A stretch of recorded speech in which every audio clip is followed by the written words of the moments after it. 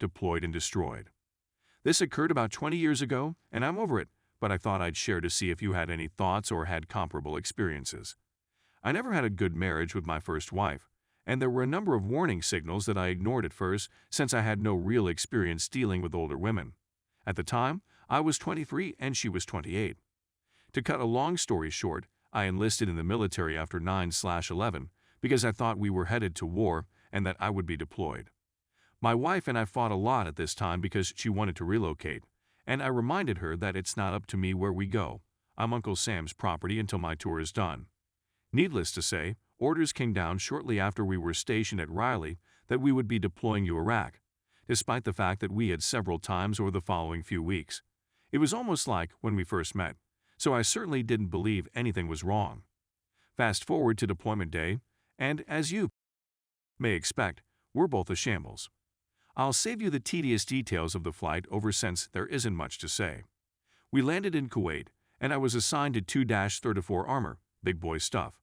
We were entrusted with securing several places for rebuilding and reuse, but I can't go into any more detail.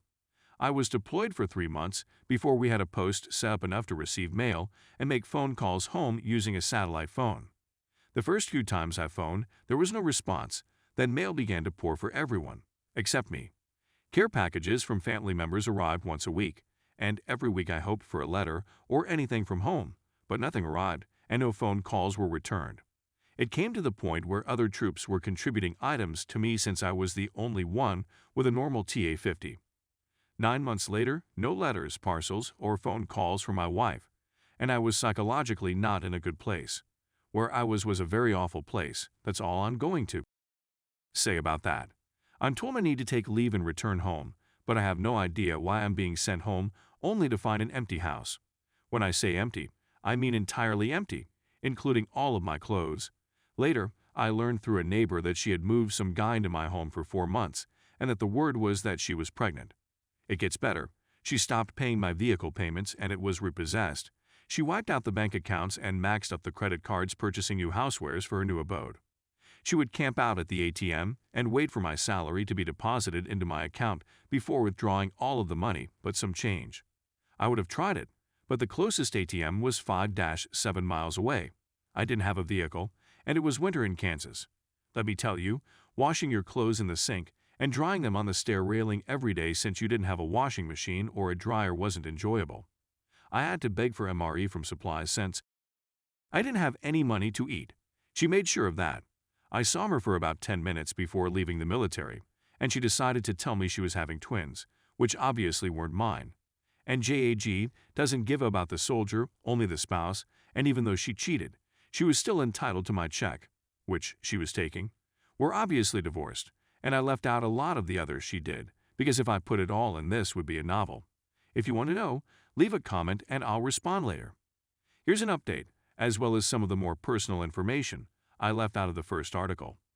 When I returned to the United States and saw my empty home, something within me shattered, as I'm sure most of you can relate to, but I was also shell-shocked, PTSD, as we used to call it back then. I wasn't in touch with relatives at the time, so I had no communication with anybody other than the wife who had abandoned me. Friends believe me when I say that gazing at those quiet walls, hearing voices, and wanting to reply to them may put your sanity to the test. My commander suspected something was wrong since I had dropped from roughly 220 pounds to 170 in about a month owing to stress, a lack of food, a lack of sleep, and running 3 miles every night to drown out the voices in my brain. Prior to this, I hadn't actually talked to my ex-wife, and since I'd returned, I'd seen her about post-driving a vehicle she purchased in my name with a general power of attorney. I was at my lowest point, sitting in a psychiatric institution, psychologically and physically devastated and wanting nothing more than for it all to stop. Let me tell you, if you've ever gone to one of those locations, you know it's a whole other beast. I mean, you'll see stuff that make you wonder how terrible you actually have it. Don't get me wrong, my circumstance was terrible, but it could have been far worse. I got a visitor notification, and guess who it is? My ex-wife, who is 6 to 7 months pregnant and came to see if she could complete the job. You're not going to believe this, and I wouldn't have believed it if it hadn't happened to me. She told me everything. That she had moved him in 2 weeks after I was overseas, and that the affair had lasted a year. He was with me every time I went out on a field operation, and they had intended to depart as soon as I returned but felt it was best to be gone before I returned.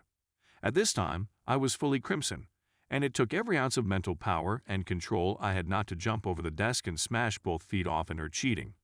I'm not sure what happened to me, but I got this insane calm and I suppose my poker face came out. I remember her expression going from smug nasty, "I hope you rot in here too," and I remember feeling like a passenger in my own body since I couldn't control my tongue at this point. "So is there anything I can point to here, or are you simply bored?" I said. "I'm taking the remainder of what you owe me," she said. "I didn't owe you anything that you hadn't already stolen." "What more can you take?" I replied. "You had my money, and now you have my freedom. And I have one question for you. What did I do to you that was so horrible that I deserved this?" Her response: "I wasn't pleased." That response confirmed in my mind that I wanted to get out of here as soon as possible, and as far away from her as possible. I stood up and announced, "I'm done," without saying anything else. I'm not proud of this phase, but it's what I needed to do. I spent the following month in every session providing the best performance of normal that I could. There were some setbacks, but for the most part, I nailed it. The reason I'm not proud of it is because I faked it 100%. 2 months later, I was freed. The damage had been done, and when I discovered how terrible I really was during the 2 months I was in the hospital, she had stopped taking all of my money and was leaving approximately $300 out of each check. It was, after all, better than nothing. I plunged severely into alcoholism and was wasting my little money on drink and going to strip clubs. I was absolutely out of control. I reasoned that because I had nothing to lose, I had nothing to lose. This went on for about 2.5 months of alcohol strippers and with Barrett's rats. Military members know what this is, until I got papers to process, and I remember asking the NOC on duty, "Since I get paid tomorrow, and I'm technically out of the Army today, do I have to pay my soon-to-be ex?" No. Oh my goodness, I was finally tossed a bone. I requested the earliest freaking trip possible, climbed on the aircraft, and saw KS shrink and shrink in the window, and it was the nicest feeling in the world. There's a whole other narrative in between, but I'll go straight to the point where she acquired hers. About 2 years later, I'm served with divorce papers. Yeah, I know I should have filed, and I'm sweating.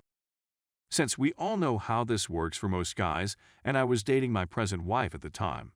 So my father, my girlfriend, and I go down to the courthouse, and I see her there with a buddy, and I can feel the wrath and envy rise up in her eyes since my GF is an improvement in pretty much every aspect possible from her, and she knew it.